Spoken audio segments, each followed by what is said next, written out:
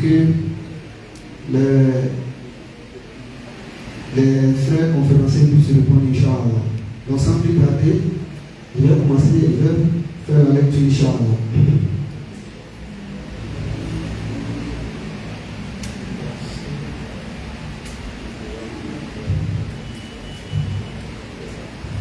أعوذ بالله من الشيطان الرجيم.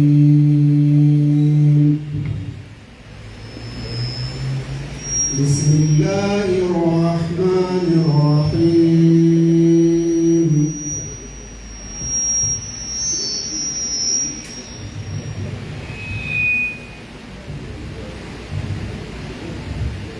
يا أيها الذين آمنوا لا تكونوا كالذين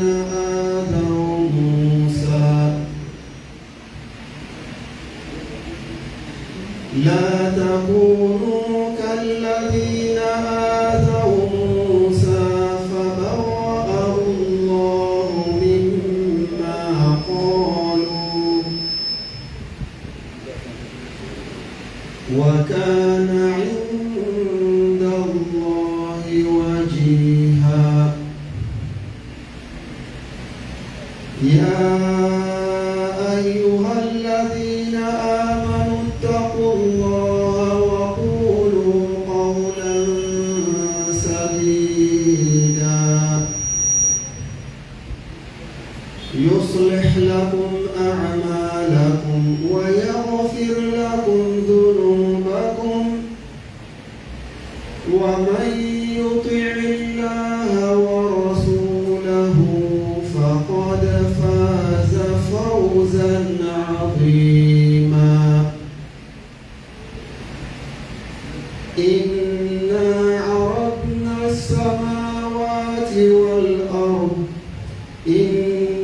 عرضنا الأمانة على السماوات والأرض والجبال فأبين أن يحملنها وأشفقن منها وحملها الإنسان إنه كان ظلوما جهولا. ليعذب الله المنافقين والمنافقات والمشركين والمشركات ويتوب الله على المؤمنين والمؤمنات وكان الله غفورا رحيما. صدق الله العظيم. Alhamdulillah Rabbil Alamin.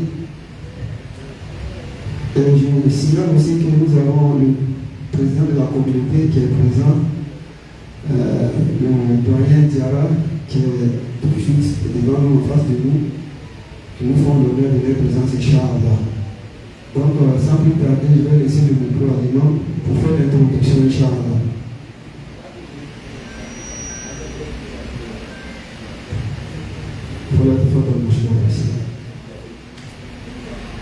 أعوذ بالله من الشيطان الرجيم.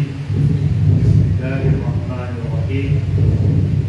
اللهم صل على محمد وعلى آل محمد وسلم.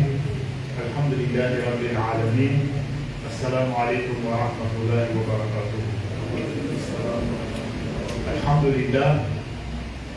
On remercie Allah subhanahu wa ta'ala qui nous a permis d'être ici aujourd'hui. Et dans le cadre des activités de la mosquée Al-Quran, je suis l'imam principal au nom du comité imamal et des adjoints. On souhaite la bienvenue à tout le monde. Au nom du comité de gestion de la mosquée, qui est présidé par notre frère Traoré Bamoussa, et son équipe qui organise chaque année des activités dans la mosquée pendant les 30 jours du mois de Ramadan, notamment les lectures collectives. Donc, chaque semaine, on fait une assise, une conférence, parler des thèmes qui intéressent la communauté. Ensemble, on a souhaité cette année que la première conférence ou la première assise soit faite avec la jeunesse de la Da'wa, qui sont très actifs sur le terrain, qui font un travail remarquable et aussi qu'on voit les résultats. Et qui sont en contact avec la population, avec la communauté et avec les différentes couches sociaux du pays. Nous avons décidé de parler des innovations. Particulièrement, on a choisi des cas précis qui sont les kémites et aussi les coranistes. Quand on rentre dans les chapitres des innovations, il faut dire qu'il est très vaste. Mais ce qui nous intéresse dans ces temps, c'est ceux qui se font entendre le plus. Il y a beaucoup de jeunes qui sont sur les réseaux sociaux, qui suivent les débats. Mais tu peux prendre souvent les débats en marche, on parle des cliniques, on parle des coranistes, mais qui ne savent pas exactement de quoi il s'agit. Tout le monde n'a pas la chance d'être dans les différents lieux de débat.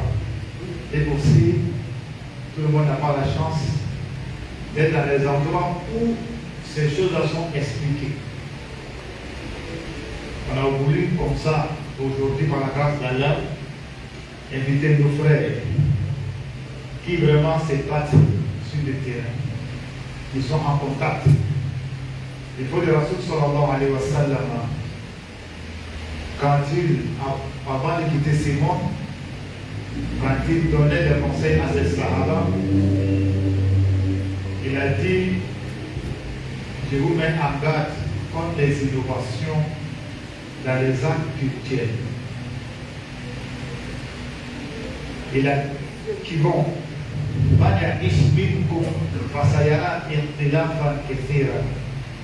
celui qui va vivre parmi vous, c'est-à-dire après moi, après notre génération, ceux qui vont venir, ils verront beaucoup de divergences dans la religion. Allez vous de sunnati, je vous conseille de vous approcher sur ma voie, sur ma sunna. Wa sunna pour la voie rachidée et la sunna des khalifes bien guidés. Vous voyez, effectivement, nous sommes dans une époque où chaque personne veut faire valoir sa pensée. Où chaque groupe de communauté veut faire valoir sa pensée. Les réseaux sociaux ont fait que souvent, les gens ne font plus assez d'efforts ni de recherche. Les gens ne s'approchent pas des sachants pour demander. Il y a des musulmans qui se limitent à ce qu'ils entendent sur les réseaux. Et ils veulent faire la religion avec cela. Or, cela est un très grand danger. Parce que n'importe qui a un téléphone, il peut se payer des passes ou des unités et s'asseoir devant son téléphone. Il va parler, il se fera écouter par des milliers de personnes. C'est ça aussi qui est l'inconvénient des réseaux sociaux. En même temps, l'avantage est que aussi il y a des gens à qui Allah a confié cette mission-là d'éclaircir ceux qui écoutent. Donc les musulmans qui écoutent, qui est sur les réseaux sociaux, doivent quand même faire la part des choses. Savoir que la connaissance, la science s'acquiert en cherchant auprès de ceux qui connaissent, pas en écoutant n'importe qui sur les réseaux sociaux. Nous avons vu aujourd'hui nos frères qui sont là, qui apportent ces deux thèmes. Mais d'abord, avec leur expérience avec les Kémites, qui essaient d'éclaircir la communauté. Qu'est-ce qu'est le kémitisme? Et qu'est-ce que c'est là? Quel est l'impact négatif sur la foi des croyants? Quel est leur objectif? Qu'est-ce que ça veut dire? En plus, si on a pu aborder cela et qu'on a encore le temps, on va aller au deuxième sujet qui est le coranisme. Calme de la bonne compréhension. On ne va pas monopoliser la parole parce que les frères sont déjà là. Inch'Allah, on va ouvrir le micro pour les permettre. Je rappelle que nous sommes à la mosquée Kora de Makori Zone 4. Donc, nous venons d'écouter l'introduction de l'imam principal, Imam Sissoko Salif, pour son introduction qui est pleine de sagesse et qui donne les grandes lignes de ce débat d'aujourd'hui, mes chers frères et sœurs. Donc, le débat va se faire comme suit. Nous allons donner 5 minutes à chaque débatteur de se prononcer d'abord sur le kémitisme. Ils vont vous parler du kémitisme, la signification, la logique et puis l'objectif recherché par ces personnes-là. Et puis, si on a le temps, et s'il y a des questions, on va prendre pour ce volet-là. Et après, nous allons aussi passer aux coranistes. Coranistes, attendez par coranistes, ceux qui disent que non, il faut travailler seulement avec le Saint-Coran. Il ne faut pas on va regarder à 10 000, il fait combien quoi, non. Que seulement le Coran. Donc, sans plus tarder, nous allons donner. D'abord, je signale l'arrivée du frère Thialé, Moussa Thialé, qui est là. Voilà. Et il est accompagné aussi de notre frère pasteur converti, Ibrahim. Et il y a le frère aussi Traoré, qui est juste à côté du pasteur. Donc, nous allons donner la parole au frère Moaz de la BAM. Donc, bismillah. Pardon, je voulais. C'est pas un débat. Voilà. Chacun va donner son expérience par rapport au sujet. Voilà. Après, s'il y a des questions, voilà. أعوذ بكلمات الله التامة من شر ما خلق أعوذ بكلمات الله التامة من كل شيطان وهامة ومن كل عين لامة بسم الله الذي لا يضر مع اسمه شيء في الأرض ولا في السماء وهو السميع العليم سبحانك لا علم لنا إلا ما علمتنا إنك أنت العليم الحكيم رب زدنا علما يا كريم رب اشرح لي صدري ويسر لي أمري واحلل عقدة من لساني يفقهوا قولي السلام عليكم ورحمة الله وبركاته.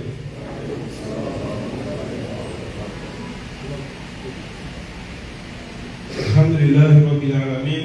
Nous rendons gloire et louange à Allah, le Seigneur des mondes. C'est lui qui a bien voulu faire de nous des êtres vivants jusqu'à cet instant précis et qui nous a établis dans sa meilleure des créatures et de la meilleure création. Et à ce sujet, il dit nous avons certes créé l'homme de la forme la plus parfaite. Dans l'autre verset, il dira au Nam si nous avons savoir par l'âme et par celui qui l'a harmonieusement façonné. Qui lui a insufflé sa bonne moralité, tout comme son immoralité.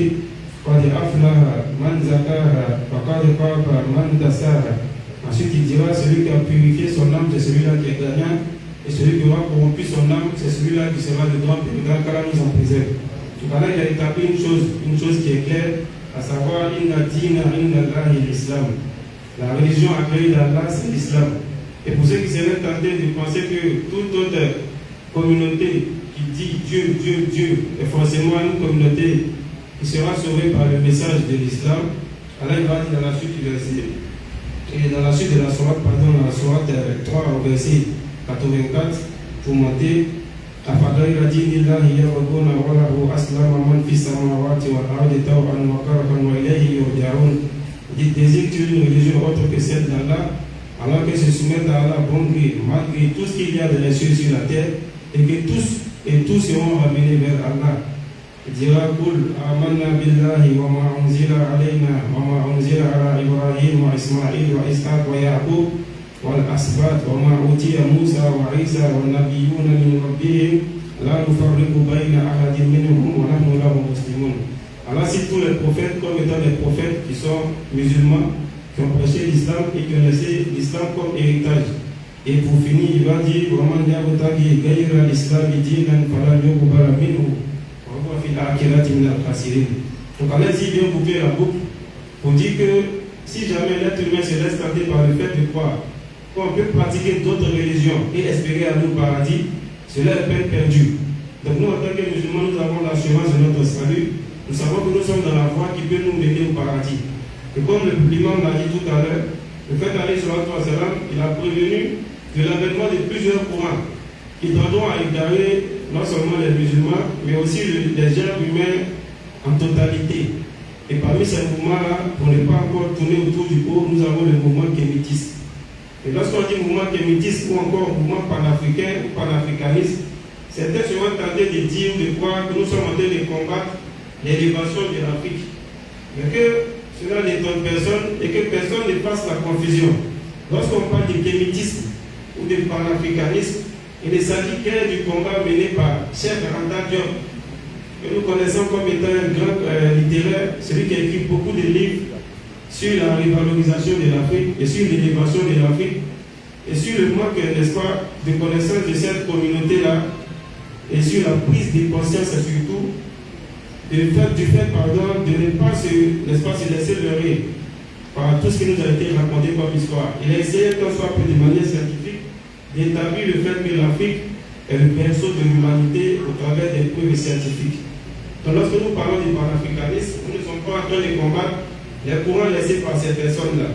On a cité Théophile Obenga, que nous connaissons tous, qui a été une personne aussi qui a, n'est-ce pas, travaillé pour la revalorisation de l'Afrique. Ça, ce sont des personnes qui ont fait des recherches, qui ont essayé de revaloriser l'Afrique au travers de la science elle-même. Mais il y a le courant qui est, n'est-ce pas, sous nos cieux depuis peu. Ce courant-là même qui n'a pas vu le jour ici, n'est-ce pas, dans sa forme que nous la connaissons ici. Ce courant-là a vu le jour en Occident. Et il est porté pour la plupart des personnes, par les personnes qui sont en Occident, qui, n'est-ce pas, clament partout le retour aux sources. Et attendons par retour aux sources, non pas un retour, n'est-ce pas, à la base pour l'élévation de l'Afrique. Parce que l'élévation de l'Afrique, ne nous trompons pas, elle est surtout politique. L'Africain, c'est sur le plan politique qu'il doit rechercher à se revaloriser, sur le plan des mœurs. Et si ce n'est que cela, l'islam est la religion la mieux placée pour pouvoir élever l'Afrique. Parce que l'islam, n'est-ce pas, travaille sur la préservation des bonnes mœurs.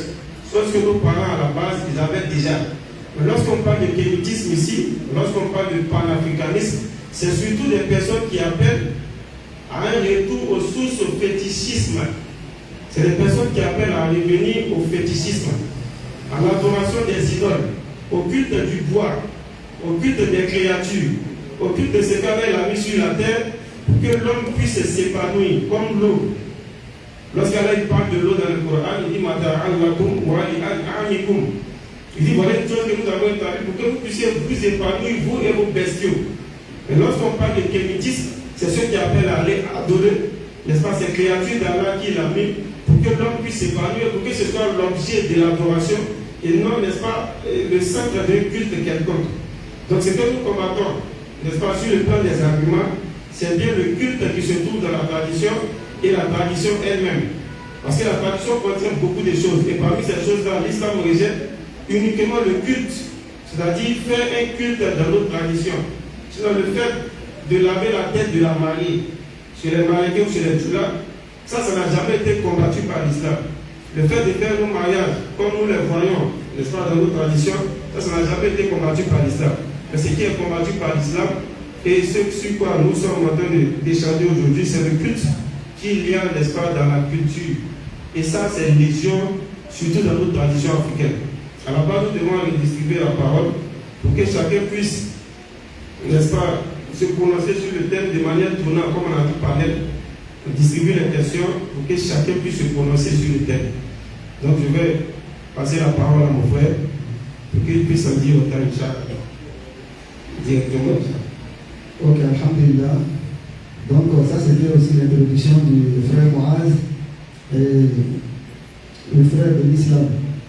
Si vous avez la parole.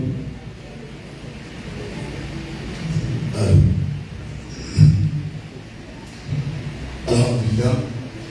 أعوذ بالله من الشيطان الرجيم بسم الله الرحمن الرحيم والصلاة والسلام على رسول الله رب اشرح لي صدري ويسر لي أمري واحلل عقدة من لساني يفقهوا قولي. السلام عليكم ورحمة الله وبركاته.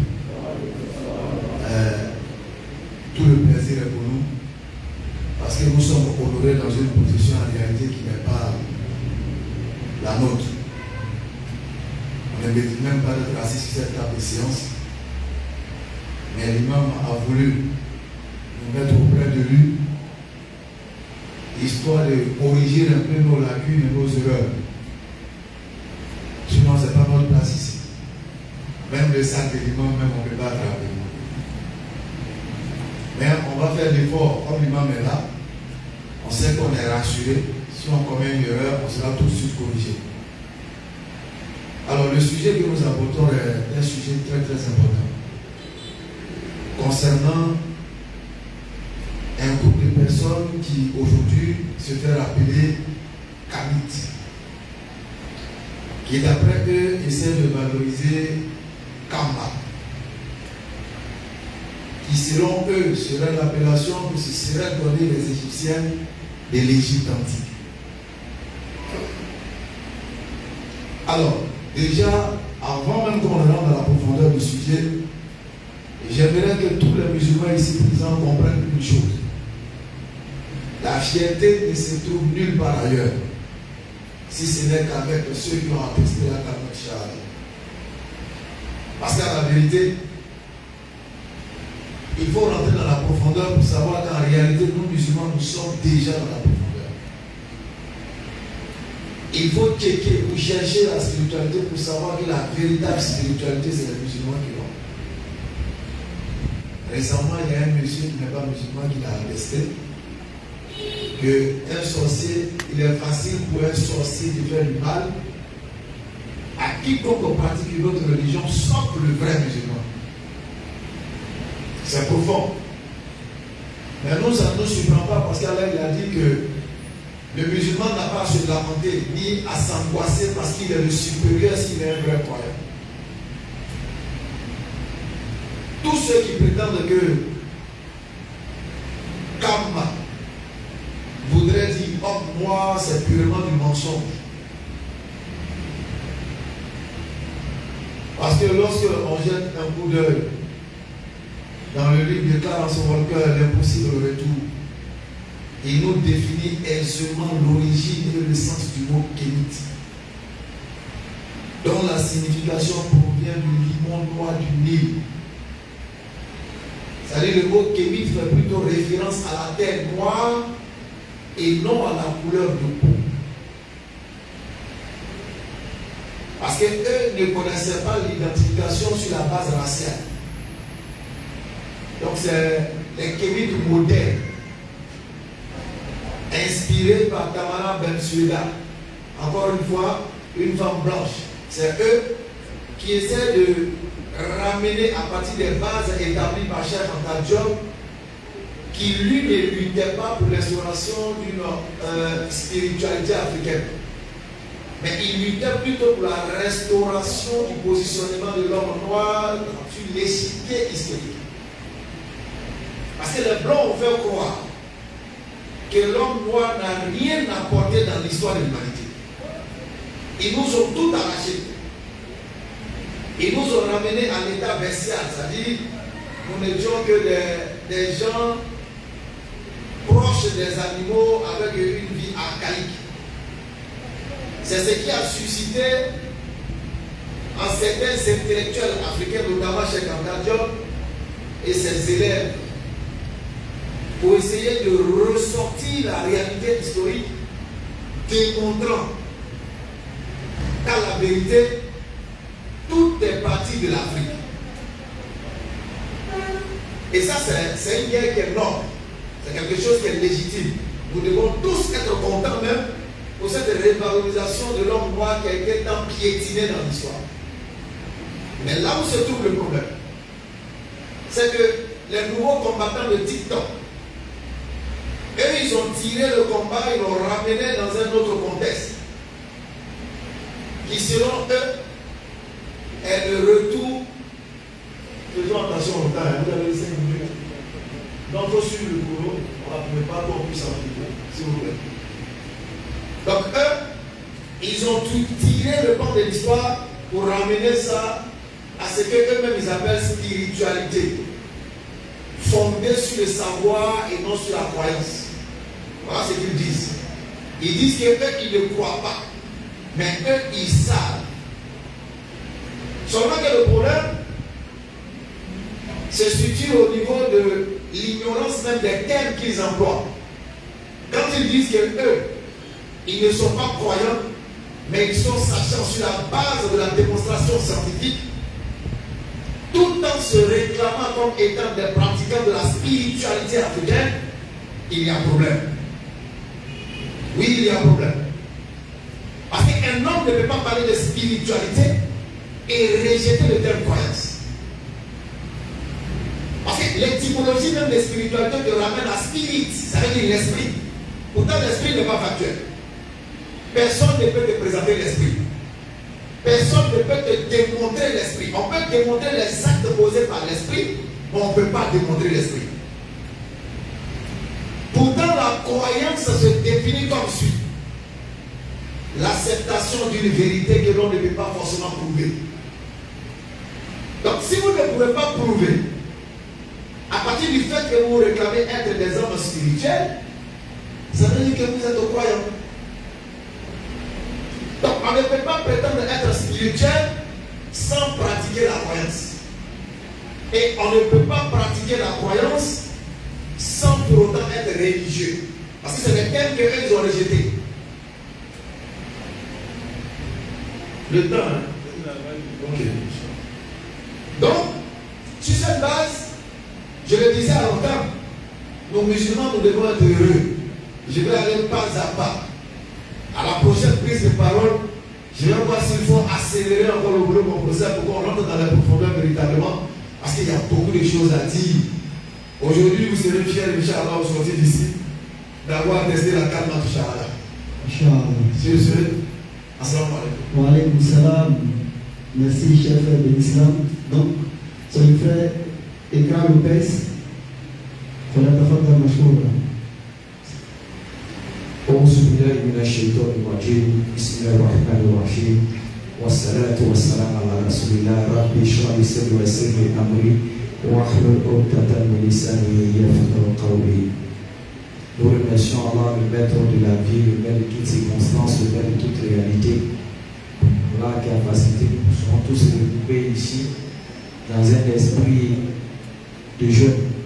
Nous demandons à Allah subhanahu wa ta'ala de mettre la baraka dans le jeûne de chacun d'entre nous et qu'il fasse en sorte que cela soit une sous-évidence réelle, un nouveau départ pour chacun d'entre nous ici présent, Inch'Allah ta'ala. Avant d'aller un peu pour enchérir sur ce que les frères ont déjà avancé comme définition et autres, j'aimerais d'abord un instant que nous méditons sur la grandeur de notre Seigneur subhanahu wa ta'ala, celui qui est capable de tout, qui peut tout et qui crée ce qu'il veut. Et lorsque je regardais un documentaire où vous voyez les Occidentaux ont l'habitude de pouvoir faire des expériences, ils ont essayé de prendre certaines créatures dans la mer où ils ont essayé de leur donner à manger. Et par là, lorsqu'ils leur donnaient à manger, au bout d'1 semaine, ils ont décidé de relâcher cette créature. Et vous voyez, même nous le faisons chez nous souvent, quand nous avons un peu les moyens. Ceux qui ont les moyens peuvent mettre des chevaux chez eux à la maison, ils peuvent mettre un chien, ils peuvent mettre un chat, et vous voyez que vous nourrissez le chat à chaque fois. Souvent même quand on vous demande, la nourriture de mon chat fait environ 15 000 par mois, ou bien ça fait 20 000, ça fait 30 000. Maintenant, imaginez-vous ces créatures que nous avons dans la mer. À quel moment le plus intelligent ou bien le plus scientifique des Européens ou des Africains a pris un navire et chaque fois aller donner à manger aux baleines, aux poissons thon, aux carpes, à tout ce qu'on peut voir dans la mer. À quel moment ils l'ont fait? Mais chaque jour, ces créatures mangent. On dit une chose, une baleine, de bébé baleine peut manger environ 1000 kilos de crustacés. Ça veut dire, en d'autres termes, 8 tonnes, soit le minimum. Mais imaginez maintenant la grande baleine qui mange environ 3 à 4 tonnes de crustacés. Chaque jour, ces créatures la mangent. Alors que nous avons des baleines qui se trouvent en Côte d'Ivoire, qui se trouvent en Russie, qui se trouvent aux États-Unis, qui se trouvent partout dans les endroits où il y a l'océan et la mer. Mais ces créatures qui les nourrissent à chaque moment. Et lorsque vous constatez, vous regardez les aquariums, vous remarquez qu'on met les poissons là. J'avais un ami qui avait un aquarium, le courant était coupé chez lui. Et au bout de 2-3 minutes, les poissons ont commencé à remonter à la surface. Et je lui ai demandé qu'est-ce qui s'est passé. Il dit non, quand les aquariums sont conçus, c'est conçu de sorte que quoi? Il y a de l'air dans l'eau qui permet aux poissons de respirer. Donc quand le courant est coupé, la machine qui permet de donner l'air n'arrivait plus à fonctionner. Donc qu'est-ce qu'il fallait faire? Les poissons devaient remonter à la surface pour respirer un peu et puis retourner. Mais quand ils retournent, l'air n'est plus présent là-bas. Donc imaginez-vous, c'est n'est pareil dans la mer, ça n'est pareil dans les rivières, dans les lacs, dans les marigots, où là-bas Allah a installé l'air que les poissons ont besoin de ça pour respirer. Si l'être humain a eu la capacité de pouvoir établir, de pouvoir faire un aquarium, installer des créatures dedans et les faire vivre, qu'en est-il Allah subhanahu wa ta'ala, où il y a toutes ces créatures géantes qui profitent de l'air à chaque moment. Et vous constatez que même dans la mer, il y a plusieurs niveaux où les créatures vivent. Il y a d'autres poissons qui ne peuvent pas aller grand-chose en profondeur. Ils sont ils sont au-dessus. Il y a d'autres qui sont au milieu. Il y a d'autres qui sont en profondeur. Il y a d'autres qui sont légèrement en profondeur.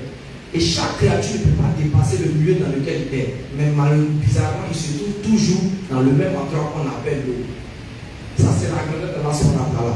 Et c'est en cela qu'Allah subhanahu wa ta'ala nous a tellement donné des preuves dans le Saint-Coran afin que le musulman puisse avoir la certitude, il puisse être fort lorsqu'il voit les épreuves, il voit les difficultés.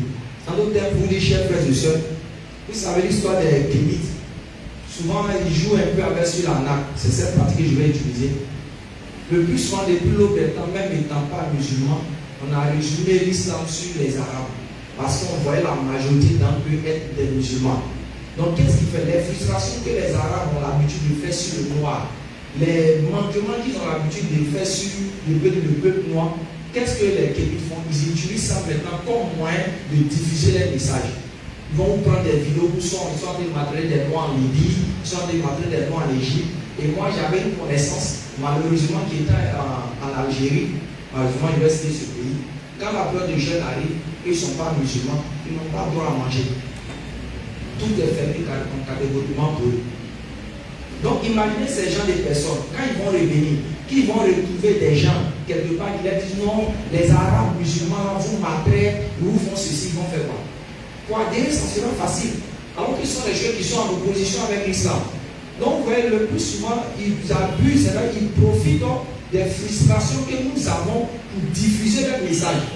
Mais leur message à la base est erroné. Maintenant, ça à nous de faire la différence. Lorsque le Saint-Coran nous interpelle, même sur les Arabes, je crois que la Sourate 9, le verset 97, Allah dit les plus endurcis et les gens qui ne sont pas prêts à croire aux préceptes d'Allah sont les bédouins. Ça va dire dans le Saint-Coran pour montrer à l'être humain que quoi, ce livre n'est pas venu pour un peuple sicilien. Si c'était venu pour les Arabes dans la base, ce livre n'avait pas essayé de leur donner chose, de les attaquer à certains points. Il avait au contraire les glorifier. Et même le verset qu'on a l'habitude de réciter, la Sourate 49, le verset 13 par là, voilà, nous avons créé des mâles et des femelles. Et on a fait, vous êtes connus à travers les choses dans vos différences. Le meilleur d'entre vous, c'est celui qui craint plus Allah. Et Allah, dans sa sagesse, a fait en sorte que pour que le musulman puisse comprendre que la religion islamique ne concerne ni une affaire d'arabe, le Coran même est appris par celui qui habite en Arabie Saoudite, comme moi, l'Ivoirien en Côte d'Ivoire ici. La question se pose. Donc vous dites, faisons très attention avec cette manipulation que ces derniers font. Je crois que peut-être au fur et à mesure qu'on va aller, on va faire ressortir les différents éléments que ces derniers abordent pour pouvoir détourner les gens de la voie de vérité.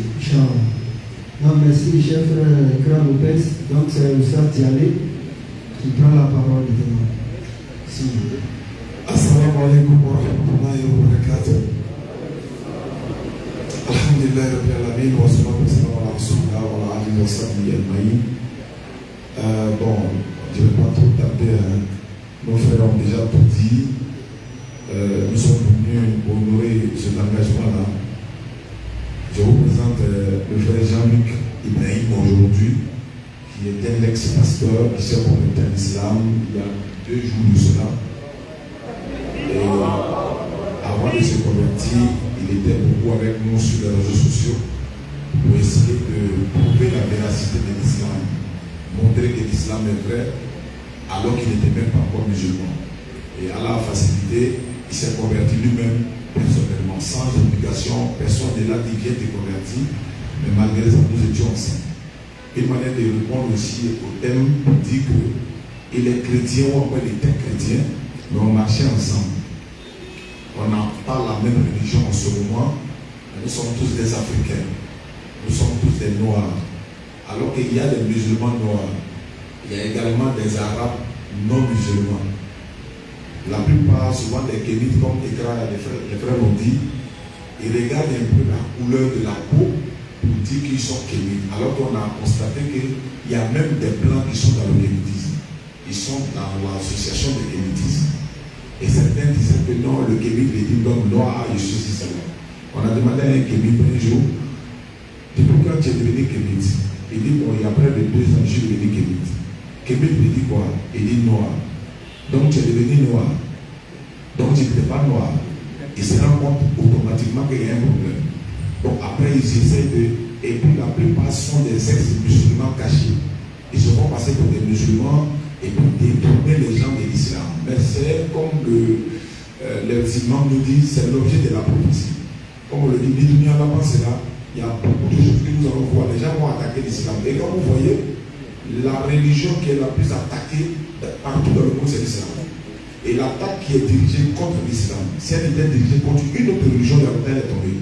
Mais comme ça, là, il détient sa religion, celui qui dirige sa religion, ils ne feront que crier, bavarder. On va aussi apporter notre réplique, n'est-ce pas, pour leur montrer que non, l'islam est la vérité. Il y a des Noirs qui sont dans l'islam, il y a des Blancs qui sont dans l'islam, il y a des Arabes, il y a des Chinois, etc. etc. Donc, ils veulent tirer le sujet par-dessus la peau noire. Et en même temps, on dit, Anga Karambemba ou les bateaux. C'est-à-dire, on met un Kabousola, Kata Sudulu Pesouka, ou les Kadjo bateau. Il est qu'émité Flatassi à Kaplano encore. Comme Aya bateau qui est Kangere na Odela Perla. Deux Kémites, un va être Wendé, il y a un qui est là, lui dit non, lui le Burkinabé chez lui. Leur divinité, on appelle Wendé. Mais il y a l'autre Kémite qui est au Bénin, lui aussi, il ne va pas dire Wendé. Alors que nous, musulmans, nous avons la même divinité qui est Allah. Donc, ça veut dire que sur tous les plans, on va les battre. Mais comme Allah dit dans le Coran, par la sagesse et la bonne exhortation, appelle les gens au sentier de ton Seigneur, discute avec lui de la meilleure façon. Après ces kémites-là, après ces coranistes-là, d'autres groupes viendront encore qu'on n'a peut-être pas encore découvert, mais ils viendront pour toujours attaquer l'islam. Et chaque fois qu'ils attaquent l'islam, c'est un moyen également pour adhérer les gens à l'islam. C'est-à-dire, vous attaquez l'islam, vous combattez l'islam, vous dénigrez l'islam, mais ça donne encore de l'amour à des gens pour devenir musulmans. Et tout ça, c'est la grâce d'Allah. Et nous sommes ici aujourd'hui, encore une fois, très honorés, comme Denis l'a dit. Normalement, ce n'est pas qu'on devait s'asseoir ici. Mais comme c'est un domaine qui tire dans le domaine de l'interreligieux, et on a l'habitude de le dire, dans le domaine de l'islam, nous sommes comme dans un hôpital. Il y a les chirurgiens, il y a les ophtalmologues, il y a les pédiatres, il y a les généralistes, etc. Donc, ici, les imams sont là. S'il y a un domaine qui vient dans le cadre spécial des imams, on va les orienter vers les imams. S'il y a des kémites et des pasteurs, etc., qui sont ici tout de suite, l'imam va dire non, appelez là-bas, appelez Moudi, Djaba, etc. Mais tout ça, le but, c'est, n'est-ce pas, pour protéger l'islam et valoriser, Inch'Allah, l'islam. Donc, pas trop tarder, salam alaikum wa rahmatullahi wa barakatuh. Wa alaykum salam wa rahmatullahi wa barakatuh.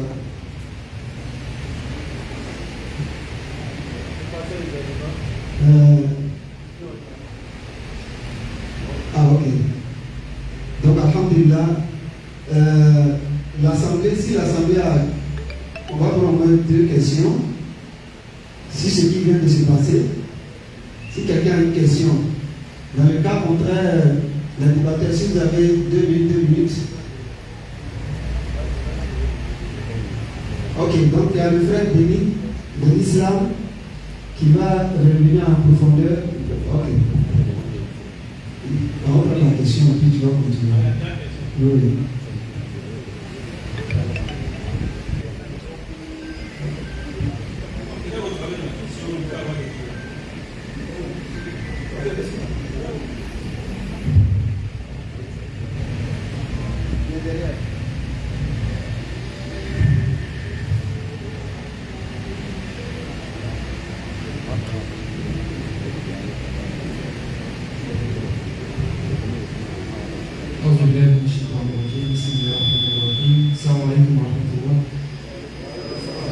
Cher conférencier, ma question, c'est une question que nous renvoie souvent ces gens-là, les kémites.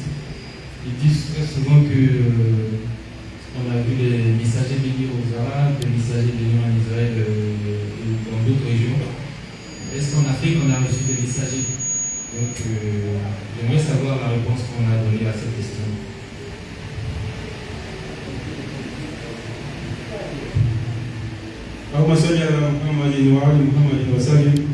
Alhamdulillah, nous en tant que musulmans, c'est une question qui est très facile à répondre. Parce qu'en premier lieu, on prend la sourate 16, verset 36, Allah dit, on n'a pas de bafna, fi kulli ummatin rasulan an ya'budu Allah wa yajtanibu at-taghut. Allah nous assure qu'il a amené dans chaque communauté un messager pour dire adorer Allah et éloignez-vous de l'adoration de tout ce qui n'est pas Allah. Ça, c'est un premier lieu. Dans la sourate 4, verset 163 à 164, Allah va nous dire clairement, et aussi dans la sourate 17, verset 15, Allah va nous dire, jumelé dans ces 2 versets-là, qu'il a envoyé des messagers et qu'il ne punit jamais un peuple avant de lui avoir envoyé un avertisseur. Et dans la sourate 4, verset 163 et suite, lorsqu'Allah a fini de citer la qualité de tous les prophètes, il nous dit, il y en a dont nous t'avons donné l'histoire et il y en a dont nous ne t'avons pas donné l'histoire.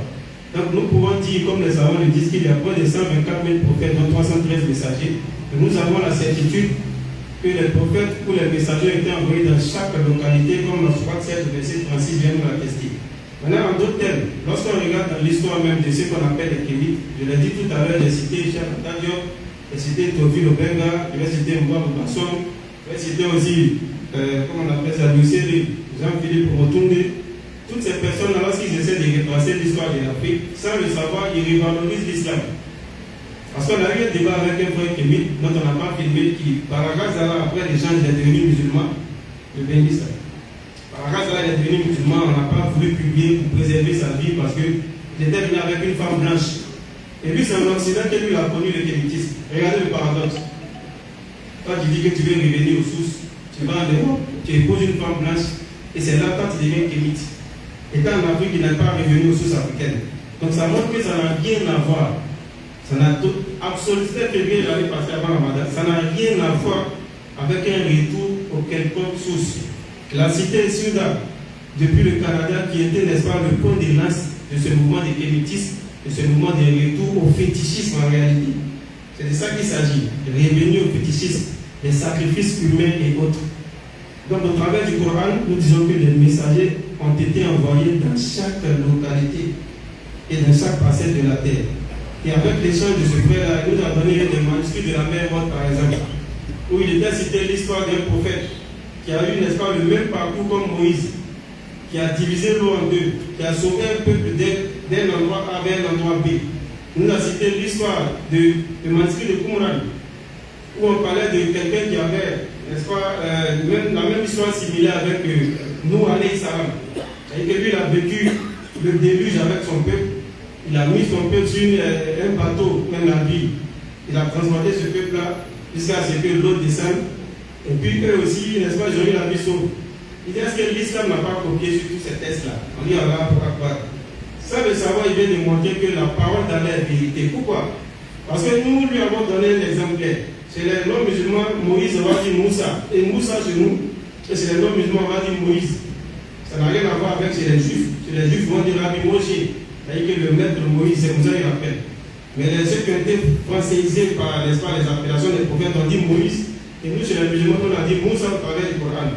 C'est la même personne, mais trois appellations différentes. Tu vas prendre Noé chez les Occidentaux, nous chez les Arabes, chez les Djoura, pardon, c'est devenu autre chose. Donc, nous fous. Donc chaque peuple, je veux dire, a une appellation qui donne un prophète. Toujours est-il que si l'histoire est similaire, ça montre que le Coran est vrai, parce que le Coran nous a relaté l'histoire avec les moindres détails. Si on trouve dans le manuscrit de Qumran ou dans le manuscrit de la mer Morte des histoires similaires, ça ne montre que la véracité de cette histoire. Parce qu'une histoire qui a été relatée par plusieurs personnes, elle a forcément une part de vérité sur le plan scientifique. Si moi je dis A, lui dit A, lui dit A, lui dit A, forcément quelque part c'est A là qui est vrai. Donc le fait qu'il y ait ces mêmes histoires similaires dans les autres tests, ça ne fait que confirmer en réalité que le Coran est vrai. Parce que sur le plan scientifique, si on prend le livre de Maurice Bucaille, la Bible, le Coran et la science, tous les manuscrits, tous les livres qui mentionnent les histoires de ces différents prophètes, le seul livre qui le mentionne de sorte à être irréprochable sur le plan scientifique, c'est bien le Coran. Le Coran mentionne l'histoire de ces prophètes-là. Si on prend le plan scientifique, il n'y a aucune reproche à faire. Donc on dit que c'est le Coran qui a mentionné de manière parfaite et que c'est ce que le Coran dit qui est vrai. Mais ça vient prouver encore la parole d'Allah, que chaque prophète est apparu dans chaque localité pour appeler les gens à Allah. Donc le fait qu'il y ait des histoires similaires, ça montre que chaque prophète, selon le langage, le dialecte que ces peuples-là parlaient, a relaté l'histoire à ces peuples-là. Et il y a le docteur Abdelmadi qui nous disait une fois que lorsqu'il a vu le livre des hindous, il a vu dedans qu'on mentionne, n'est-ce pas, un Bouddha qui annonçait, parce que Bouddha c'est un titre, ça n'a rien à voir avec le prophète. Je ne suis pas en train de rendre véridique ce qu'il a dit sur la base du preuve. Je suis en train de donner ça à titre d'exemple pour dire. Il a dit que dans ce livre-là, il a annoncé l'arrivée d'un Bouddha universel, c'est-à-dire un prophète ou un illuminé qui allait pour tous les mondes, contrairement aux autres qui étaient pour des peuples précis. Donc ça veut dire que quelque part, eux aussi, il savait qu'il allait avoir un être illuminé. Parce que les êtres illuminés, c'est comme les prophètes qui allaient être universels, qui n'allaient pas être destinés à un peuple précis. Donc le fait qu'il y ait des similarités dans toutes ces histoires des différents peuples relatées par le Coran, ça ne prouve que la véracité du Coran et la véracité de l'islam. Parce que toutes ces histoires ne sauraient être relatées si elles n'ont pas un côté vrai. Donc ne t'embrouille pas, donne-leur Sourate 16, verset 36, Sourate 4, verset 163 à 164, pour dire que les prophètes étant parmi dans chaque communauté. Et nous ne sommes pas obligés de donner les noms parce qu'Allah a dit qu'il y a non nous avons mentionné l'histoire et il y a non nous n'avons pas mentionné l'histoire. Donc, alhamdulillah, je ne sais pas si le frère est satisfait. En un mot, ce n'est pas tous les prophètes qui ont été mentionnés dans le Saint-Coran ou dans l'histoire. 124 000, donc 313 messages. Donc c'est fort probable. Et même la couleur de la peau, on ne va pas tirer le débat, on va laisser le frère de l'islam faire poursuivre son introduction, Inch'Allah. Alhamdulillah, on va aller très vite parce que je sais que le temps court avec nous. Alors, tout à l'heure, on a défini les grands thèmes. On a défini le kémitisme, on a défini un peu leur idéologie.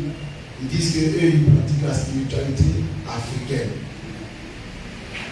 Et de cette spiritualité africaine est ressorti également l'islam africain. Quand on dit l'islam africain, je n'ai pas envie de citer le nom de groupe islamique. Mais ils insistent bel et bien. Et l'islam africain se pratique avec le tawhid mélangé de shirk. Ça, c'est l'islam africain. Et c'est ceux-là que vous allez trouver, ils ont des bois à la maison, mais ils disent qu'ils adorent Allah. Ça existe. J'en ai même lu des histoires dans un livre qu'on appelle le livre des Africains. Je n'ai pas envie de citer pour créer des polémiques. Suivez mon regard, regardez entre les livres. Alors, pour revenir aux Kémites, ils ont essayé de camoufler l'idée du retour, soi-disant, aux sources des ancêtres dans ce qu'ils ont appelé panafricanisme. Mais regardez l'erreur. Demandez à un Kémite qui dit que il lutte pour le panafricanisme. Demandez-lui si son panafricanisme concerne tant l'Afrique du Nord que l'Afrique du Sud. Est-ce que ça concerne tous ceux qu'on appelle de façon conventionnelle africaine? Il va te dire non. Que les gens du Nord ne sont pas dedans. Il a dit Tunisie, Maroc, tous ceux qui ont la peau blanche, il dit qu'eux ne sont pas dedans. Mais si eux ils ne sont pas dans le combat, on ne parle plus de panafricanisme. On doit plutôt parler de pananoirisme. Parce que le panafricanisme se divise en deux mots. On a le pan et puis on a africain.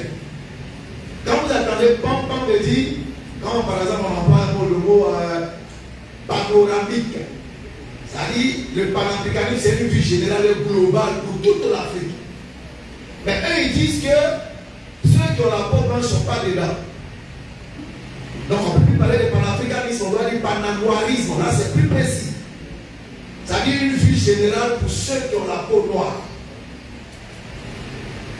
Et d'ailleurs, l'appellation africaine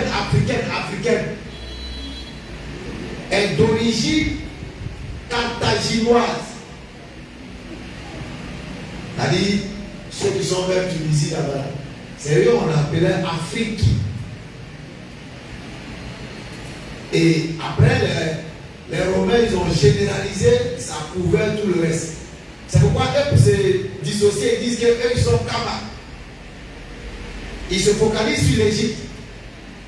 Pourtant, l'Égypte vient de la Nubie. Ça, c'est la base mère qui est la Nubie. Mais ils ne parleront jamais de la Nubie, ils parlent de l'Égypte parce que l'Égypte a une histoire rayonnante.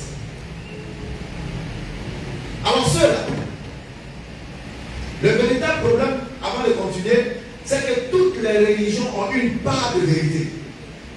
Toutes les religions ont une part de vérité. Et l'islam vient pour ressortir toutes les vérités qui se trouvent dans toutes les religions. Tout en balayant ces côtés qui frisent le polythéisme ou l'animisme. Et ressort la partie véridique concernant l'adoration du véritable Dieu. Inch'Allah. Oui, je vais expliquer ce que je dis. Toutes les religions ont une part de vérité. À savoir qu'il y a un créateur. Ça, c'est une vérité. Il y a un créateur, c'est une vérité. Mais c'est qui ce créateur? C'est son identification qui va poser problème. Et c'est là que les kémites vont se perdre. Ils vont se perdre en disant que eux, ils adorent la nature. Et quand ils disent qu'ils adorent la nature, ils parlent des arbres, des montagnes, et ils sont connectés à la nature, ils adorent la nature. Oubliant qu'eux-mêmes, en tant qu'être humain, ils font partie de la nature. Mais si vous faites partie de la nature, et que vous prétendez adorer la nature, quel est l'élément de la nature aussi qui vous adore? Il n'y en a pas. Il n'y a aucun élément de la nature qui a plus d'autorité sur l'homme. Ça n'existe pas. Parce qu'Allah l'a établi dans la seconde al-Baqarah, il a dit quoi? Quand il a créé Adam, il a établi comme quoi? Comme le calife, le maître, le gestionnaire, le guide, celui qui va gérer la terre. C'est pourquoi vous ne verrez jamais un lion, quelle que soit sa puissance, dompter un homme. Mais l'homme, il dompte le lion. L'homme, il canalise les rayons du soleil. L'homme contrôle le vent. L'homme prend l'eau et puis fait de l'énergie. Tout ce qui existe dans la nature, l'homme manipule ça. Allah il a dit, nous vous avons assujetti. C'est-à-dire tout ce qui a été créé, je l'ai donné à l'homme pour qu'il puisse l'exploiter afin de se rappeler de moi. Ce matin, nous étions sur un panel où il y avait beaucoup d'intellectuels qui essayaient de parler de science, de science, de science. Et il y en a un qui a dit que nous disons que Allah il a tout créé, mais nous ne pouvons pas prouver. Et qu'eux, ils prouvent ça par la science. Au débat assis. Pourquoi Marou a démontré là par la science, il n'y a pas de problème. Dites-moi, avant la théorie du Big Bang, qu'est-ce qu'il y avait avant qu'on n'en sait pas? Il est à la Moulina. Il dit, lorsque la théorie du Big Bang a eu lieu, l'être humain, ton premier ancêtre, comment il a été créé? Bon, Il dit qu'il ne peut pas créer. Il dit comment il a surgi. En année tout le monde a bien du maman. Jusqu'à l'heure à laquelle il est encore en train de réfléchir. Parce qu'il ne peut pas répondre. Il ne peut pas répondre. La science ne peut pas te démontrer comment le premier être humain a surgi sur la terre. Il ne peut pas. Quel que soit le niveau de la science, il ne peut pas. Ils vont dire non, il y avait des molécules. Est-ce que les molécules ont sauté? Une molécule collée jusqu'à créer l'homme? Voici la question, il ne peut pas trouver. Alors il plonge dans l'animisme. L'animisme, par définition, comme le dirait Amadou Ampateba dans son livre Aspect des civilisations africaines, il dit que l'animisme, c'est donner vie à tout ce qui existe. Il dit que tout ce qui existe, il y a une vie dedans. Mais est-ce que c'est faux? Est-ce qu'Allah n'a pas dit, ne vois-tu pas l'ombre de toutes choses se prosterner devant ma face? Alors, Allah dit tout ce qui existe m'adore bon gré mal gré. Donc si eux ils disent que l'animisme se définit comme étant l'animation de tout ce qui existe par une certaine vie, c'est une vérité. Est-ce que les arbres n'adorent pas Allah? Les arbres adorent Allah sur la base de quoi? De la vie que Allah a mis dans les arbres que nous on ignore. Donc la définition est correcte. Mais là où se trouve l'erreur, au lieu d'adorer celui qui a mis ses vies, et ils adorent les éléments de la nature. Autant on a dans la soirée de verset 164. Je vous montrerai les signes dans les cieux, si terre et en vous-même. Par le navire qui porte sur la mer, il y a des signes pour les personnes qui réfléchissent. Donc ça veut dire que tout ce qui existe, l'homme doit méditer. C'est pourquoi je vais aller aujourd'hui sur le panel. Il a dit lorsque le scientifique fait une démonstration et qu'il n'y a pas de contradiction, cela ne veut pas dire que sa démonstration est correcte. C'est parce que Hakim dans le modèle maritime attaque. C'est pourquoi on est bloqué. Mais le jour où on a une intelligence encore supérieure, il va dire ce qu'il t'a dit, c'est pas vrai. Et puis on va avancer. Je leur ai dit, quand vous parlez de gravité, la théorie de Newton, il dit qu'est-ce qui prouve que ce que Newton a appelé gravité est une gravité? Il a dit qu'il était assis, quelque chose est tombé, gravité. Comme les autres ne pouvaient pas contredire, on dit accepter cette vérité. On accepte ça comme ça. Ils se passent dessus. Aujourd'hui, ils essaient de prendre les religions comme boucle émissaire. C'est que là, comme c'est des fainéants, c'est des paresseux. Ils vont prendre les religions comme boucle émissaire pour dire voilà, les religions importées sont venues prendre nos ancêtres, sont venus détruire nos cultes, le culte de nos ancêtres, etc. etc. Et heureusement que Cheikh Anta a rappelé dans l'un de ses livres que tous les éléments pour l'éclosion, il y a un élément d'ignorance que je vais expliquer, que tous les éléments qui allaient permettre l'éclosion de l'islam existaient déjà en Égypte antique. C'est vrai qu'il a dit pour l'éclosion de l'islam, en faisant référence à l'islam à partir du prophète Mohammed.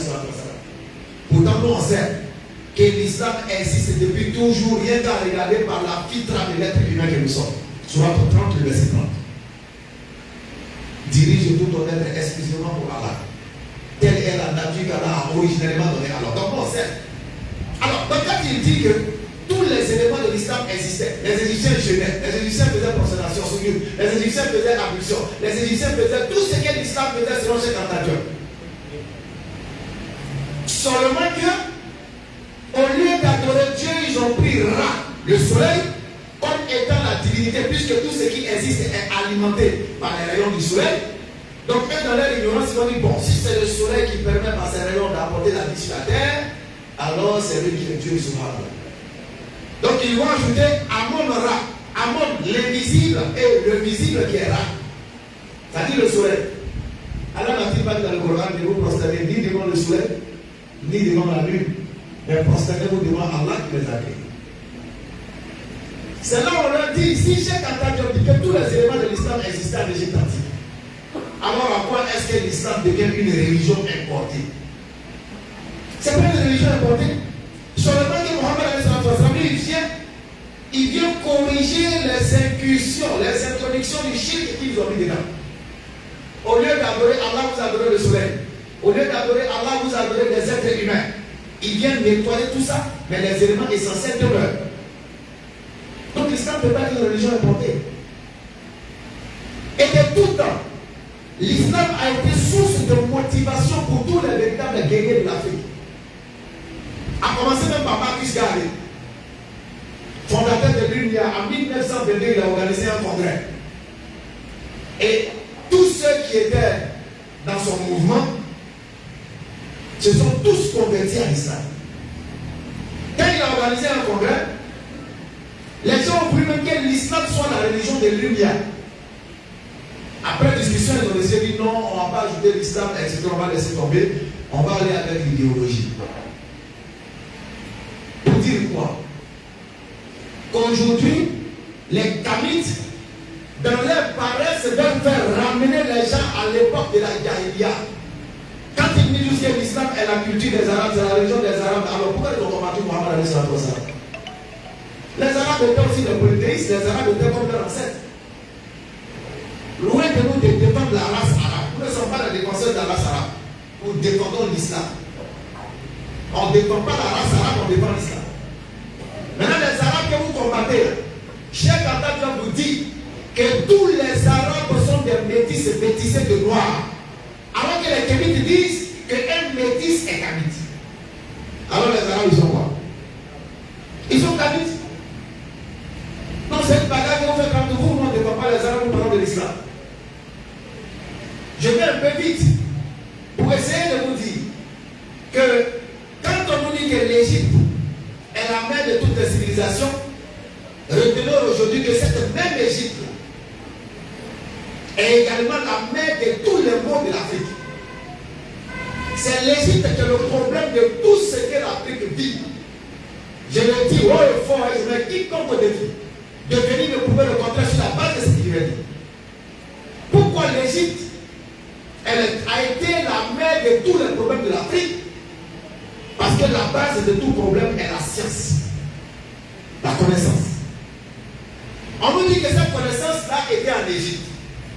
Vous savez ce que les Égyptiens ont fait? Toujours selon Cheikh Anta Diop. Ils ont pris cette science, ils ont refusé de la partager avec les autres peuples africains qui étaient autour d'eux. Ils ont caché jalousement cette science. On appelle ça dans la langue française être élitiste. Un élitiste, c'est quelqu'un qui détient une connaissance qu'il cache. Donc, ils ont caché cette science et il a fallu que les Européens viennent à eux. Les Pythagore, les Platon et autres. Ils sont venus à eux. Les Égyptiens leur ont donné toute la connaissance. Quand ils sont partis chez eux, ils ont partagé la connaissance au peuple. Mais quand ils ont eu cette connaissance, ils n'ont pas fait quoi? Ils ont eu la connaissance, ils ont créé des industries. Ils ont besoin de main-d'œuvre. Ils n'ont pas fait quoi? Au départ, ils utilisaient les blancs. Ils ont vu qu'elles étaient trop faibles. Ils ont vu que les noirs sont plus robustes. Mais ils sont revenus en Afrique, ils ont commencé à ramasser nos ancêtres et puis les ont amenés comme esclaves. Sur la base de quoi? La connaissance acquise qui leur a permis de faire de l'industrie. Et cette industrie avait besoin de main-d'œuvre. À qui la faute? La faute est à l'Égypte. Ils ont refusé de donner la connaissance à ceux qui étaient au bout d'eux. Aujourd'hui, ils sont là, oui, l'Égypte est la mère de toutes les sciences. Oui, c'est bien beau. Mais qu'est-ce qu'ils ont apporté dans la généralité à l'Afrique? Rien. Voici les premiers ennemis de l'Afrique. Et cette attaque continue de nous dire, la seule chose qu'ils ont donné aux Africains, c'est l'initiation. L'initiation. Et cette attaque dit cette initiation défectueuse a été cause du sous-développement de l'Afrique. Mais analysez l'initiation. Quand les gens vont dans les bois sacrés pour dire qu'on va s'initier, quand ils sortent des bois sacrés, faisons le bilan. Qu'est-ce qu'ils apportent à la société? Quel est l'apport de l'initiation d'un individu dans un bois sacré à la société? Donnez-nous des éléments, je vais me tromper. S'il y a un élément au sortir du bois sacré qui est favorable au développement de l'Afrique, donnez-moi un.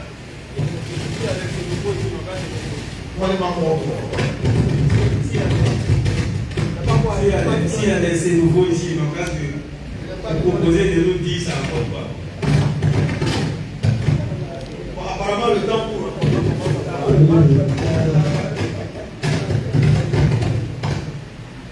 Le frère Lopez, tu as quelque chose à ajouter sur ce que l'islam a dit?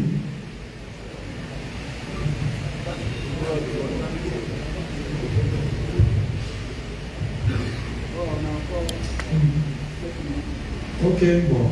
C'est pas si on doit en même temps parler de nos parents pour Anissa, puisque eux aussi ils font des dégâts.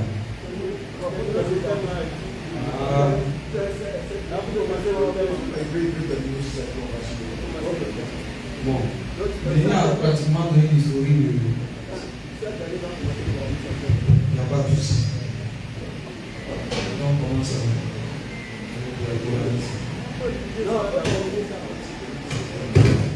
Bon, Béni a déjà pratiquement. Tu as déjà tout exposé, donc il me semble que c'est aux musulmans maintenant de tirer les enseignements de ce qu'il a dit. Et on vous a déjà donné les bases et les différents éléments. Et vous avez toujours dit qu'ils vont travailler sur la frustration. Et la frustration, c'est quelque chose, c'est la chose qu'on prend pour créer tout son désordre dans un pays. Quand vous prenez l'histoire même des choses de l'espionnage, excusez-moi en parenthèse, j'ai regardé un documentaire sur le Mossad, eux ils disent quoi? La manière dont ils arrivent à pouvoir faire les choses dans les pays, ils cherchent les gens qui sont frustrés, les gens qui ont eu des malentendus et autres, et c'est eux-là qu'ils utilisent pour pouvoir faire leur truc ou leur mission. Et il en est pareil pour la religion. Ces derniers, s'ils veulent avoir des adeptes, faire adhérer les gens, c'est de travailler sur la frustration.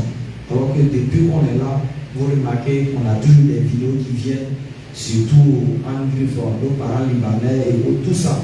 Ces vidéos-là sont utilisées pour pouvoir montrer que l'islam même participe. Et voir même ces derniers, quand ils parlent, on les voit parler arabe. Donc ça, on n'arrive pas à distinguer. Donc c'est à vous de comprendre que chaque fois que ces derniers interviennent, ils prennent toujours la frustration pour véhiculer leur idéologie qui n'a absolument rien à voir avec le développement. Parce que quand ils viennent, chaque fois les régions importées. Mais bizarrement, quand on parle de l'Occident, on base toujours le christianisme. Alors que le christianisme, si on doit dire qu'une région a été importée au niveau de l'Europe, ça vient des choses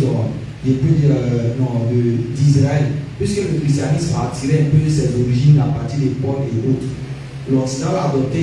Mais est-ce que vous avez vu l'Occident s'asseoir matin, ils sont dit non, les régions importées, c'est de fuir ses responsabilités. Par exemple, le véritable problème que nous avons posé, c'est un problème de mentalité. Et je l'ai dit, ils aiment faire croire que c'est la région qui divise, alors que c'est faux. Entre nous-mêmes ici, dans nos cultures, il y a des peuples qui ne se marient pas. Mais les Kémites utilisent aussi ce moyen-là pour dire que telle personne veut marier telle personne, la région dit non, alors que c'est faux. Souvent, même dans le même village, il y a des familles qui ne se marient pas. Ça n'a rien à voir avec la religion. Tout ce qu'ils font là, c'est même une fuite de responsabilité. Et quand nous n'avons pas travaillé sur notre mentalité, comprendre que la religion a une part pour nous éduquer. Et je disais, le problème pour lutter avec la corruption sur terre, ce n'est que la religion. Et c'est la foi qui permet à quelqu'un de ne pas accepter la corruption. Je prends l'exemple simple. En 5e, on avait un ami, il n'était pas musulman, il était chrétien. Personne ne pouvait s'asseoir à côté de lui. À cause de quoi? Celui qui veut tricher n'a pas reconnu lui. Tu viens t'asseoir à côté de lui, tu es mort, il faut oublier de tricher. Dès que tu as de prendre pour bien-être, il dit Jésus n'aime pas ça. Et puis il commence à dire, monsieur, ce gars qui est à côté de moi triche. Donc tout le monde le fuyait. Imaginez un individu, qu'est-ce qui le pousse à faire ça? C'est la foi. C'est la foi qui a mis des noms, c'est là qu'il pose ce acte-là, il sera puni par Dieu. Donc imagine quelqu'un même qu'on veut faire la corruption à lui. Il sait que dans l'au-delà, ce qu'il a mangé, comme le Coran l'a dit, ça sera sous le feu pour lui. S'il a réellement la foi de Dieu, est-ce qu'il peut accepter la corruption? Donc la corruption, mais si on doit lutter contre ça en Afrique, ça va commencer avec les deux éléments, c'est-à-dire la religion et puis peut-être la répréhension à travers peut-être les lois. Donc pour dire, quand ces Kémites utilisent ces éléments, ça vous faire très attention, c'est très subtil. Pour en résumer, pour dire, chers frères et sœurs, à chacun d'entre nous de mener ce combat et on demande toujours des droits afin qu'Allah puisse faciliter tout cela. Donc, ici, Alhamdulillah. Oui, vous êtes allé. Ah, ok. Donc, le frère Moaz dit qu'il va conclure le thème du kémitisme. Et je rappelle qu'on a 15 minutes, avec 18h15. Voilà, ok. Ok, alhamdulillah, donc on conclut le thème avec les kémites. Soyez-en rassurés, comme le dirait le jargon populaire ivoirien, ils ne peuvent rien crier seulement que sur ceux qui gardent la véritable spiritualité. Parce que n'oubliez pas que le mal existe et Shaitan a reçu l'engagement de demeurer avec nous et de nous égarer. J'allais rentrer dans l'aspect même de l'apport des musulmans, mais le temps ne nous donne pas l'occasion, Inch'Allah. Mais je peux vous dire quand même quelque chose. Aujourd'hui, ils utilisent tous, ou bien ils emploient tous le mot algorithme. Vous avez déjà entendu algorithme? Est-ce que vous savez que le mot algorithme est le nom des musulmans? Du nom de Al-Khwarizmi. Al-Khwarizmi est le père de l'algèbre. C'est un musulman. C'est-à-dire c'est celui qui a donné à l'algèbre toute sa beauté qu'on a aujourd'hui à l'école. C'est Al-Khwarizmi qui a donné ça. Et c'est son nom que les latins ont latinisé en appelant algorithme. Même algèbre, c'est son nom. Et les musulmans ont porté beaucoup comme ça. Mais les kémites, ils veulent nous ramener à l'époque de la guerre. Alors nous en préserve, on va permettre au frère Inch'Allah d'introduire la deuxième partie. Oussad Dialé ici là, sur le coranisme. Oussad Dialé va aborder le deuxième sujet sur le coranisme. Donc, ici là. Alhamdulillah, le cas des coranistes, c'est qui un coraniste? Il y a des personnes qui se sont constituées, ils sont musulmans, mais pour eux, on ne doit rien retrancher ni ajouter à la parole d'Allah. Nous disons oui, nous sommes d'accord, mais en même temps, Allah dit, demandez aux érudits du livre si vous ne savez pas. Donc Allah nous envoie vers les savants musulmans de leur demander si on a. Mais c'est ce qui est logique, parce que s'il y a des choses qu'on ne comprend pas, on fait recours à celui qui a la science. Tu vas à l'école, tu as ton cahier de leçons. C'est vrai qu'on donne la leçon à l'école, mais tu as ton cahier de leçons encore à la maison pour aller apprendre pour pouvoir recopier la leçon. Ça sert à quoi? Mais ça sert à te fortifier encore. Ils disent qu'on peut pratiquer l'islam dans sa totalité uniquement avec le Coran. C'est-à-dire qu'on n'a pas besoin de la sunna, on n'a pas besoin de tafsir, on n'a pas besoin de hadith, on n'a besoin de rien. Donc nous leur disons, il n'y a pas de problème, c'est ce que vous dites, mais ce n'est pas ce que le Coran dit, c'est parce qu'Allah a dit. Parce qu'Allah a envoyé un messager pour nous enseigner sa religion. Et le messager n'a rien ajouté, ni retranché, il n'a fait que parler de la part d'Allah. Et en même temps, le comportement du messager, comment il vivait avec sa famille, etc., nous copions sur lui, parce que Allah a dit, vous allez dans le messager d'Allah un excellent modèle à suivre.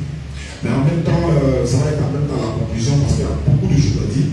On remercie la mosquée de nous avoir invités ici, Inch'Allah. On espère que ça ne sera pas la première fois. Peut-être que d'autres occasions se présenteront. Ce thème-là est tellement vaste, mais aucun coraniste ne peut démontrer qu'on peut pratiquer uniquement l'islam avec le Coran. Il ne peut pas. Là, il y a des questions fondamentales à poser, ils ne pourront pas répondre.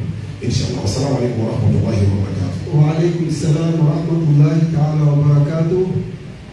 Imam, est-ce que vous avez déjà dit sur le coranisme un peu des exemples sur ce que le frère Oussad Dialé vient d'aborder? Est-ce qu'avec le Saint-Coran seulement, on peut faire les pratiques, nos pratiques religieuses telles que les prières? Est-ce que dans le Coran, c'est dit que non, la prière d'Isha est 4 rakats?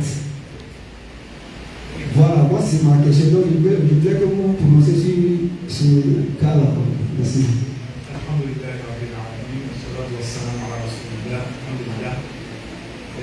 On avait voulu laisser les frères développer, effectivement, comme c'était au sein de la vie. Allah subhanahu wa ta'ala dit Ati'ullah wa Ati'ur Rasul. Obéissez à Allah et obéissez au prophète. Et le prophète sallallahu alayhi wa sallam a été envoyé pour nous expliquer la religion. Et pour comprendre le Coran, il faut l'enseignement du prophète. Quelqu'un ne peut pas être musulman et ne peut pas accepter la sunna du prophète sallallahu alayhi wa sallam. Autrement dit, on ne peut pas dire on va accepter Allah et puis on rejette le prophète. C'est comme si toi tu as accepté Ashhadu an la ilaha illallah, c'est pas Ashhadu anna Muhammadan Rasulullah. Parce que les hadiths, l'enseignement de la religion, c'est le prophète qui l'a donné. Donc si on dit qu'il faut pratiquer à 100% notre religion qu'avec le Coran, mais ça serait très compliqué. Même le coraniste va le dire, on va te poser la question, s'il y a une décès chez eux, comment se fait la janaza? La voie du mortier, comment ça se fait? L'enterrement, comment on place les corps dans la tombe? Comment ça va se faire? Donc cela ne peut pas, l'islam ne peut pas se faire un délaissant de hadith, un délaissant la sunna du prophète, parce que c'est la sunna qui nous explique ce qui est l'islam.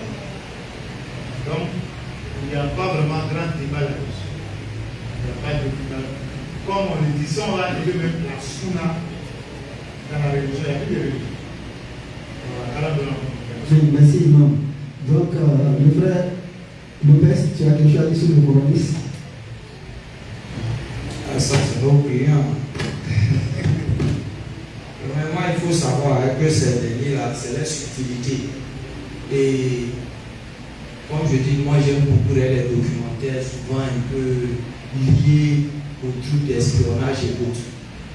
Quand des forces veulent arriver dans une région, parmi les stratégies d'approche, ils utilisent d'abord un nom qui est local, qui est affilié à ce peuple.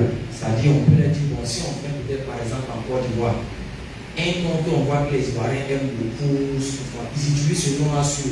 Là, quand ils s'approchent, ils vont dire, tel groupe arrive, le nom déjà crée de la sympathie, ça crée l'envie de vous approcher d'eux. Donc, la première stratégie de ces derniers, c'est de s'appeler moraliste. Le nom d'abord. Et toute personne, quand il entend ce nom, bien sûr qu'il se sent à l'aise et dit non, comment je vais reprocher à quelqu'un qui est coraniste, sachant que le Coran est la première source me permettant d'avoir des informations sur ma religion. Donc déjà le nom, ils utilisent pour pouvoir faire quoi? Attirer de la sympathie, pouvoir séduire des gens et pour ne pas qu'on leur apporte des critiques. Puisque le Coran met une mention dans la sourate 4, le verset 56, ceux qui ne croient pas au Coran, on va les brûler dans l'enfer. Donc, moi je suis coraniste et puis telle personne rejette le Coran. Alors qu'il y a une autre verset dans le Saint-Coran qui nous fait comprendre qu'au moment où on descend, on a besoin d'un guide. Alors, à la sourate 22, le verset 8, Allah dit, or, il y a des gens qui discutent au sujet d'Allah sans aucune science, ni guide, ni livre pour les éclairer. Il va avoir le livre, il va avoir le guide. Et c'est comme ça partout dans le Coran. Je parlais avec mon petit frère qui est sorti infirmier. Il venait avec ses documents. Il dit, mais tu as tes documents là. Il faut lire, tu vas faire ce que tu as fait. Il dit, mais c'est possible comment? Donc, malgré qu'on les a donné des documents, qu'il y a la théorie dedans, ils sont obligés d'aller faire quoi? L'expérimentation avec leur professeur, je peux dire dans un endroit. Donc ça veut dire qu'un coraniste, si on doit appliquer son idéologie quelque part dans une société, la société se détruit à l'instant. On a tous des amis qui sont des militaires. Est-ce que quand ils arrivent, on dit école de police, la première chose, est-ce que tu t'en tires une calache avec moi? Jamais. Qu'est-ce qu'on fait? Votre professeur au tableau, il vous montre d'abord l'aspect d'une calache. Il vous montre comment une calache se démonte de manière théorique. Maintenant, lorsqu'on a fini d'avoir cette théorie, l'application se fait où? Sur le terrain. Donc c'est comme ça, c'est le Coran. Le Coran est comme, je peux dire, la théorie d'Allah. Et sa pratique sera manifestée dans la vie du prophète Mohammed sallallahu alayhi wa sallam. Exemple simple. On prend la sourate par exemple 4, le verset 102. Allah dit, et lorsque tu, en parenthèse Mohammed, te trouves parmi eux, et que tu les diriges dans la sourate, qu'un groupe d'entre eux se met debout en ta compagnie, en gardant leurs armes. Puis lorsqu'ils ont terminé la prosternation, qu'ils fassent derrière vous et que vienne l'autre groupe. Ceux qui n'ont pas encore célébré la salade, à ceux-ci, alors d'accomplir la salade avec toi, prenant leurs précautions et leurs armes. Les mécréants aimeraient vous voir, par exemple, cette histoire comme ça. On veut savoir comment elle s'est déroulée. On fait comment? Hein, les frères? Situation de belligérance, c'est ça? Oui, situation de belligérance. Alors que nous savons que jusqu'à le monde va finir, il y aura la guerre. Et on sera confronté à la difficulté de ne pas pouvoir prier et autres. Maintenant, cette situation où on a dit que Mohamed s'est tenu debout, va faire telle chose, ça se confesse à comment? Donc, pour dire, comme j'aime le dire, en fait, une histoire de Coran, ça fait des bandits. Il y a beaucoup à dire dessus. Parce que ça remonte depuis le 19e et 20e siècle. Ça vient de l'Inde et du Pakistan. L'origine d'abord vient de l'Inde. C'est là-bas que s'est formé les coranistes et d'autres. Là-bas, la plupart de leurs écrits sont en Urdu. C'est la langue que vous connaissez. Et il y a une partie aussi qui est venue chose au Pakistan. On pourra peut-être donner l'origine de ces derniers, mais on est déjà pris par le temps. Et on espère qu'on aura une occasion pour mieux d'échanger. Nous avons 7 minutes parce qu'on doit finir à 15 pour que l'organisation puisse recadrer un peu les chaises. Donc, ici, Donc, alhamdulillah. Déjà, il faut savoir que les coranistes, soi-disant coranistes, parce que ce n'est pas les coranistes, parce que quiconque dans ce Nabi alayhi salatu wa salam, ils utilisent certains versets du Coran, comme Ma faratna fil kitab min shay. Vous voyez, dans ce verset-là, il dit nous n'avons rien omis d'écrit dans le livre. Et pour eux, utiliser d'autres sources que le Coran, c'est, n'est-ce pas, désobéir à cette parole d'Allah qui dit qu'il n'a rien omis d'écrit dans le livre. Voilà une autre verset encore que j'utilise en disant notre Seigneur n'oublie rien. Alors qu'en réalité, c'est un peu de ça, utiliser le Coran seul, c'est désobéir à Allah lui-même. Parce que dans la sourate au verset 31 et au verset 32, Allah dit Qul in kuntum tuhibbuna Allah fattabi'uni yuhibbukum Allah wa yaghfir lakum dhunubakum wallahu ghafurur rahim. Il dit si vous aimez vraiment Allah, suivez le prophète, Allah vous aimera et il vous pardonnera vos péchés. Et regardez dans la suite du verset, il dit Qul ati'ullah wa rasul. Il dit obéissez à Allah et aux messagers. Mais la suite encore plus dangereuse. Fa'in tawallaw fa'inna Allah la yuhibbul kafirin. Et si vous tournez le dos quant à l'obéissance à Allah et, Allah n'a pas dit vous, obéissez à Allah et aux messagers. Donc on doit obéir à Allah, on doit aussi obéir aux messagers.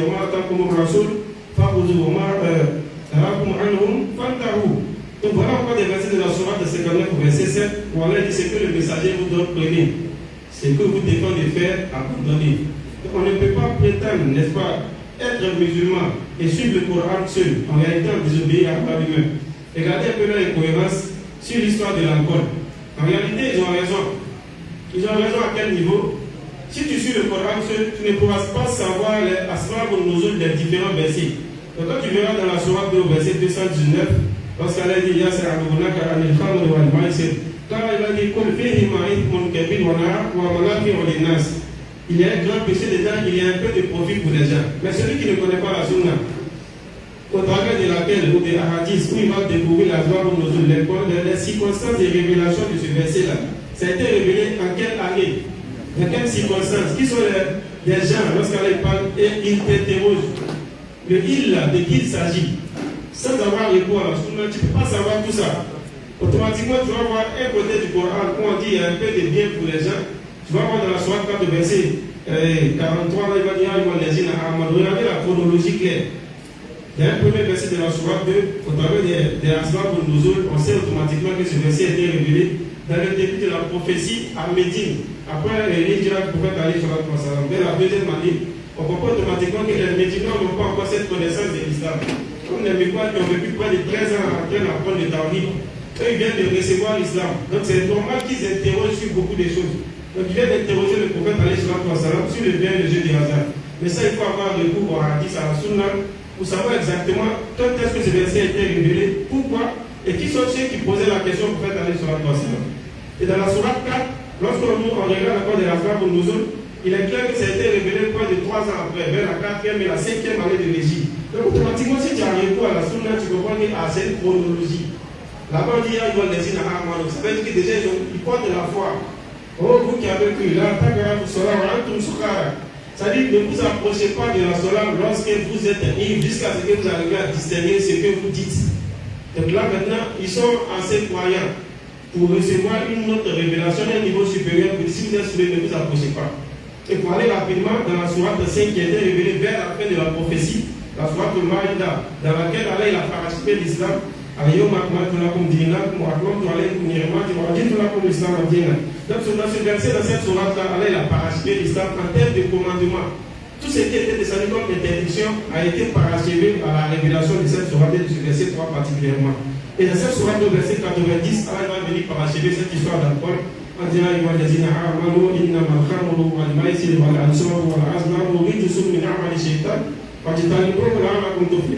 donc quiconque, n'est-ce pas, suit la sunna ne peut pas être confus quant à ces 3 versets, sourate 2, verset 219, sourate 4, verset 43 et sourate 5, verset 90. La sunna va te montrer que c'est une chronologie claire et que chaque verset se situe dans un contexte précis. Des gens qui n'ont pas encore la foi, Des gens qui croient quelque chose que la foi, et à la fin des gens qui sont suffisamment guéris parce qu'ils ont vécu près de 9 ans avec Nabi alayhi salatu wa salam à Médine. Ils ont reçu tout ce qu'ils devaient recevoir comme preuve de la véracité de l'islam et de la véracité du prophète alayhi salatu wa salam. Donc automatiquement, à partir de ce moment-là, ils sont prêts à recevoir les engagements qui vont, n'est-ce pas, être porteurs de leur foi. Donc alors, il leur donne des interdictions claires. Si vous devez réussir, éloignez-vous de tout ce qui est alcool, des jeux, des hasards, des flèches, des divinations et des pierres dressées. Donc on me signale qu'il est l'heure. On va, n'est-ce pas, arrêter la Inch'Allah. Sinon, il y a beaucoup de choses à dire sur ces fous. Oui, alhamdulillah, nous sommes au terme de cette cérémonie. Mais j'ai pu vous dire que, Inch'Allah, ce ne sera pas la première ni la dernière fois. Donc, mes chers frères et sœurs, mes chers frères débatteurs, Inch'Allah, on va voir si dans le futur, si on a une autre occasion pour traiter le même thème ou un autre thème, Inch'Allah. Donc, je vais laisser la parole à l'imam pour conclure, car il est presque l'heure de la lecture. Il y a des organisations à faire pour que les frères et sœurs puissent faire la lecture convenablement, Inch'Allah. Merci à l'imam.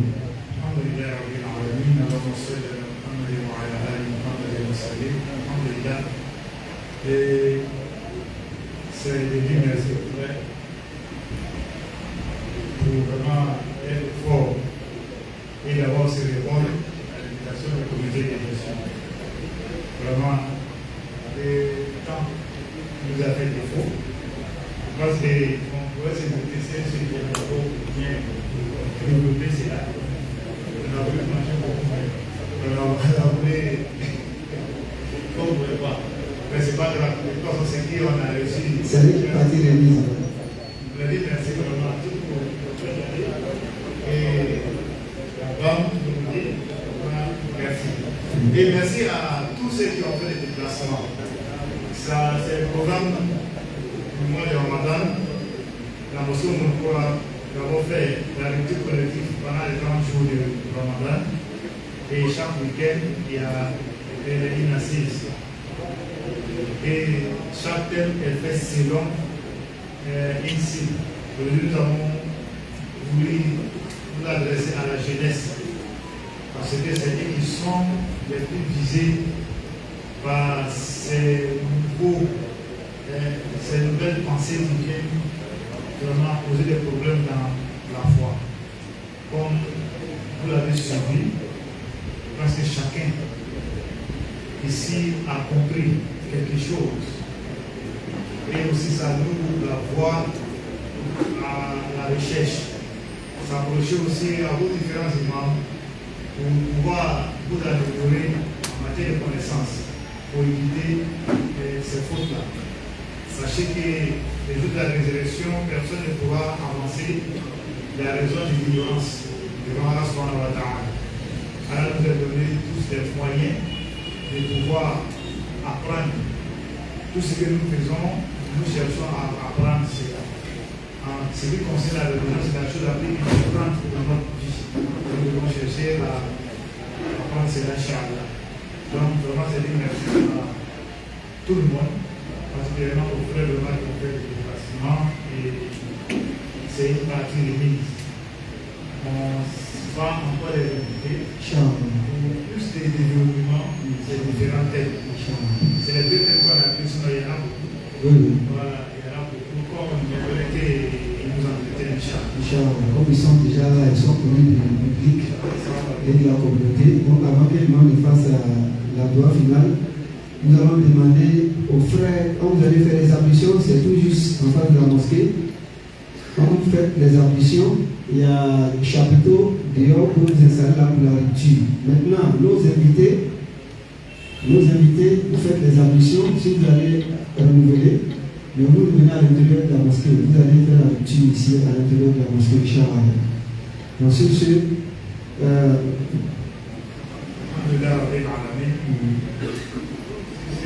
ne va pas encore rétablir les déjà l'air. Déjà 18, on a fait 7 minutes pour s'arrêter. Et on va demander à l'imam s'il vous fait la Fatiha finale, Inch'Allah. Imam si, c'est l'un des imams aussi de la mosquée Moukoura, Inch'Allah. Assalamu alaikum wa rahmatullah.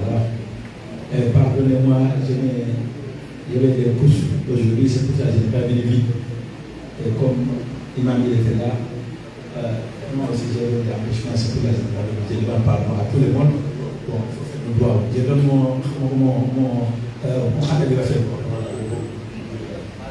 سبحان ربك رب العزة عما يصفون وسلام على المرسلين والحمد لله رب العالمين بسم الله الرحمن الرحيم الحمد لله رب العالمين الرحمن الرحيم مالك يوم الدين إياك نعبد وإياك نستعين اهدنا صراط المستقيم صراط الذين أنعمت عليهم غير المغضوب عليهم ولا الضالين آمين سبحانك اللهم وبحمدك نشهد أن لا إله إلا أنت نستغفرك ونتوب إليك.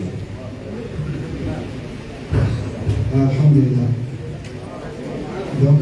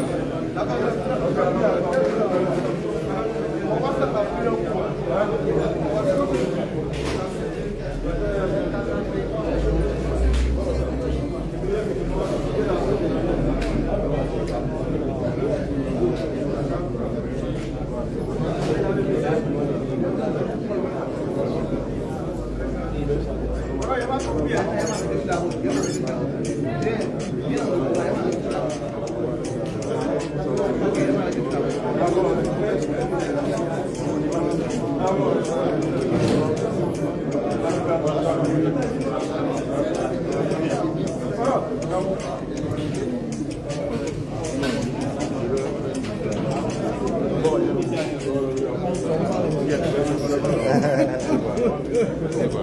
C'est obligé d'aller déjà là-bas.